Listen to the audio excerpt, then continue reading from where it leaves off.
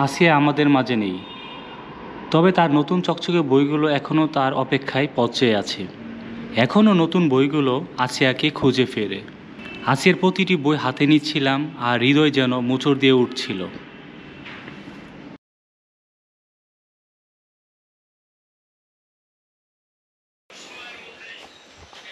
এ হচ্ছে আপনার আসিয়ার বই। দেখেন আপনার আসিয়া নাই, কিন্তু আসিয়ার বইগুলো রয়ে গেছে।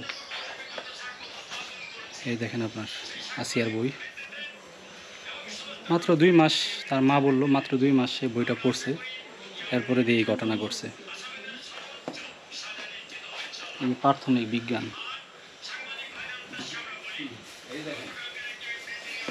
তারপর হচ্ছে বাংলাদেশ ও বিশ্ব পরিচয়। তারপর হচ্ছে প্রাথমিক গণিত।